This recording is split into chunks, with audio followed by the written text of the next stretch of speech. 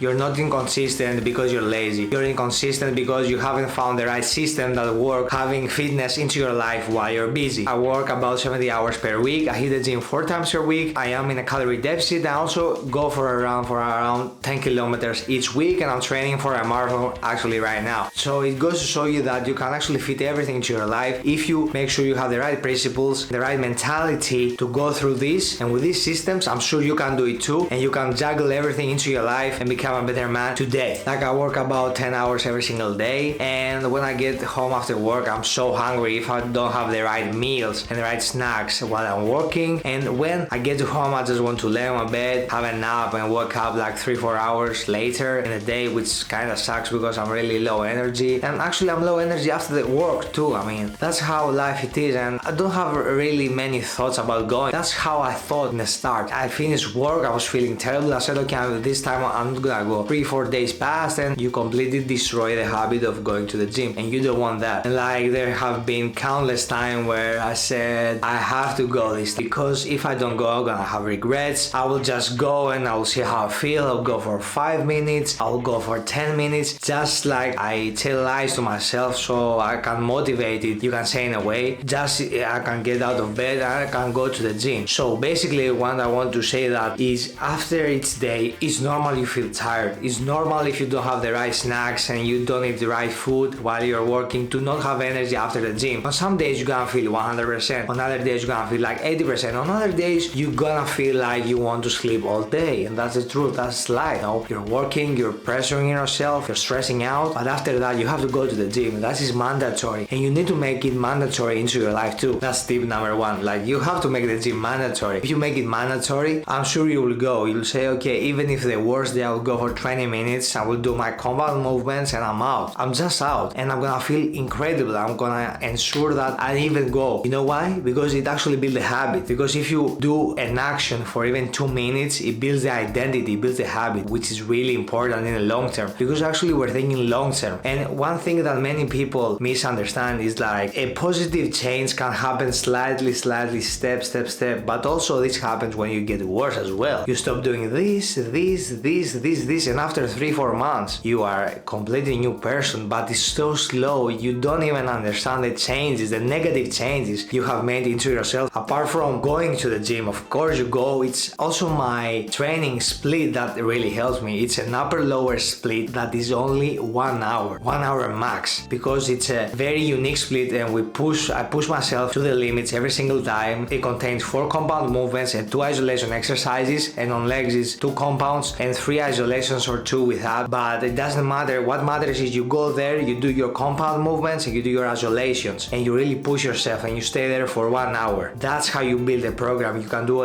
even a 3-day full body program. This still gets you results, and this got me shredded, you know, while working 10-hour days and while dieting on 1,800 calories or even less. And it's really tough. It's not gonna be easy, but if you do it this way with the right training split, it's actually better, because you get more recovery time, more time for yourself, which means better adherence, and you're actually more happy. You can spend time going out, you can spend time with your loved ones, which in turn makes you better. Another tip I have is you have to have a structured meal plan where you're busy, okay? You cannot think what you're eating every single day. You need to know what you're eating. You need to finish work and you need to know what you're eating every single day. You need to have something prepared. Or if you don't have something prepared, you need to have a list, like a literal list, you know, into your phone, like 5 things I can consume on takeout from a restaurant or takeout service that are healthy, that are all my macros, and you need to know the calories exactly, because you need to track your calories, you need to track those food, and you need to have those calories in mind, because when that day comes, you need to know how many calories that food has so you can consume it. So even into your worst days, you're ready for action, you're ready for everything. This is really important. I do this all the time. When I'm really tired, I'm ordering takeout. I know exactly what I'm getting. I'm usually getting like half or a whole chicken on a split, or I'm just getting a nice steak or a chicken fillet or something high protein, and I combine it with either rice or baked potatoes, or if they only have french fries, I have a nice salad. That's basically what I do, and I have fruits. You need to acknowledge that some days you're gonna be so busy you don't have time, and you need to find the solutions. Be ready for the bad solutions. Tip number 3 is actually prepare your house for distraction. What I mean is like prepare your house and fill your house, like actually spend money on the healthy snacks, on high protein snacks, and like fill your house. And spend at work with healthy stuff, okay? Don't spend just your money on chocolate bars, on cereals, on high sugar stuff. Like, spend money on the high protein and the healthy stuff. When you're gonna mess up one day and you're gonna eat over your calorie deficit, you need to be a good high quality protein that's gonna be good for you. So it's better to have a high quality food rather than something high in sugar that's gonna destroy your calories. So of course it's better you choose the right thing, which is something high protein, a high protein bar, or something healthy in general. So prepare your house with fruits, vegetables, and high protein stuff. This is very important because our environment is key. Like, if you work in a pizza restaurant, you're gonna eat pizza in the first month for sure, but after that, I mean, if you hit the gym, like, you're gonna try to stay away from pizza. It's gonna be hard. But if you actually work at a healthy, takeout restaurant or something, you're gonna be good, bro. You know this. So environment is key into your life. So you gotta prepare your environment for success. And another tip is I stopped being so perfectionist, okay? This is one of my biggest mistakes in my life in general. Like, I stopped being a perfectionist. I stopped focusing so much on tweaking this, tweaking that, this and that, this on my diet, that, this. No, you cannot do this. You cannot actually do this. The best thing you can do is actually be consistent. Okay, you ate 100 calories more, 200, it's okay. Just be consistent and you will get better through time. No matter what, you will get better, that's for sure, because you're actually consistent with it. So make sure you stay consistent, be in a calorie deficit, like I said. And if you do not know how to be in a calorie deficit, I have other videos on this topic as well. Hit the gym consistently, and you can even prepare your meals on Sunday and have them throughout the week and froze them. That's a strategy too. I don't really do this. And also, bonus tip is like hitting my protein goal while I'm really busy and